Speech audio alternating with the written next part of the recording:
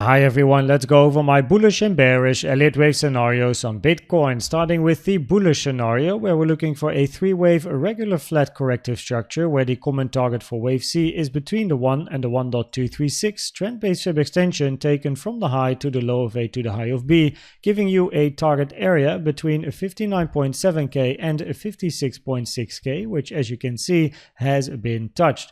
The extension target for this wave C is the 1.618 at 51.6k. Inside this wave C, we are then looking for a 5-wave impulsive structure to the downside, where according to this count here, we have a finished wave 4, and we're looking for a wave 5 to the downside in a contracting ending diagonal. Now, what is important about a contracting ending diagonal is that all of the waves have to be 3-wave structures at least in a simple zigzag, but you can also have a double zigzag or even a triple zigzag. Now over here, wave 1 is then finished after a simple 535 to the downside in a zigzag, looking for this wave 2. The common target for wave 2 is the golden pocket to the 786, 64.1k to 65.3k. A less common target in a contracting diagonal wave 2 is the 886 at 66k. And we do have some resistance in this area. As you can see, the blue box here, 64.4k to 64.8k. And also price has hit the daily level that I showed on my stream earlier today. The invalidation for this scenario is if price would move towards the upside and move above the high of wave 4. After this wave 2, we are then looking for a zigzag to the downside in a wave 3, where currently the wave 3 target area taken from the high to the low of 1 to the current high we have over here for 2 is the area here where the most common target is the 786, 886, 58.4k to 57.7k. The 0.618 and the 1-to-1 are less common. The 0.618, 59.7k, and the 1-to-1 here at 56.9k. After wave 3, we are then looking for a wave 4 and a wave 5 to finish this structure before then continuation to the upside. In the most bullish scenario, we're looking at a finished regular flat, a 3-wave A, a 3-wave B, and a 5-wave impulsive C to the downside that is already finished, and therefore we are then looking for price to move towards the upside impulsively to new highs. Now there's two scenarios that could end a wave 5 here, that is an impulse in wave C or a ending diagonal in wave C, as a wave C has to be a 5-wave structure. So let's go first over the impulse, where we then have a wave 1, 2, 3, 4, 5. Now wave 1, 2, 3, and 4, they look good. The problem is wave 5. Wave 5 by itself has to be a 5-wave structure, 1, 2, 3, 4, 5 in an impulse, or by itself an ending diagonal, but I just covered that one. But ending wave 5 here, and therefore wave C, as you can see, is done after a 3-wave structure, another 5-wave move, lowering the probabilities that this is the end of a wave 5. If we then talk about the diagonal, then preferably we like to see overlap between the low of wave 1 and the high of wave 4, which is something we do not have. As you can see, the low of 1 and the high of 4 do not have overlap in this particular scenario. And also, if we would pull some trend lines, then you will quickly see that this is also an expanding diagonal, and an expanding diagonal is very rare, never preferred unless all the other stuff fails.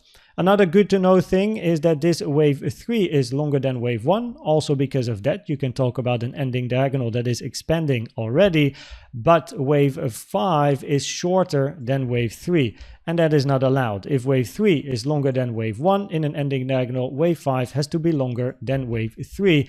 And that is not the case, finishing wave 5 over here. So it lowers the probabilities that this is the end, and we are now moving towards the upside to new highs, as these scenarios where Bitcoin is going to make a lower low still have currently a higher probability. And if we then finally look at the most bearish scenario, then we have a wave 1, 2, and we're looking for a very big impulse to the downside in a wave 3. Probabilities are low for this scenario, as wave 2 hit the 886, rare target for a wave 2, common target for a wave B or a wave X increasing probabilities any move towards the downside is a wave C or a wave Y, and that in turn increases probabilities that price will later move back towards the upside to take the high at 74k. Besides, if we are looking for a very big impulsive structure to the downside, we do want to count this wave 1 as an impulse to the downside, which either is a 1, 2, 3, 4, 5 traditional impulsive structure, a diagonal, or a 1, 2, 1, 2, and then a very big drop. Now, if we look at this structure over here, it is not a simple impulse to the downside, 1, 2, 3, 4, 5. There's too much overlap. We also can't count a 1, 2, 1, 2 as price move towards the upside, invalidating this. And then we have to think about a diagonal, which is going to be an expanding one, which is rare, never preferred unless all the other stuff fails. And also wave 1 and 5 are longer than wave 3, which is not actually allowed. So it's not great probabilities for this scenario. So if we then talk about the probabilities in a nice clear overview, then on the high time frame, the weekly time frame, the probabilities remain higher to continue to trend to the upside, with the bullish scenario on spot number 1 and the bearish scenario, the impulse to the downside, on spot number 2. On the 4-hour chart, which is this range over here, the probabilities are higher that we have not yet finished wave C in this bigger ABC regular flat, where currently this ending diagonal is quite an interesting scenario and one I'm keeping my eye on. On the number 2 spot, we of course then have the finished scenario where we are looking for price to move up, or the bearish scenario in a 1, 2, 3, but that actually should maybe even go to spot number 3. Then a little bit of an extra, bit of a fun thought. Of course, the halving is coming up and there's a lot of news and hype and I don't know what around that halving. So what I was thinking is, when we have an ending diagonal, as mentioned, consists of zigzags, ABC up, ABC down, or potentially even double or triple zigzags. And what is interesting is that a wave C likes to end on high volume, which can look very, very scary. If I open the volume on my chart here, then you can also see that over here we have our wave A, our wave B, our wave C, C ending on the highest amount of volume.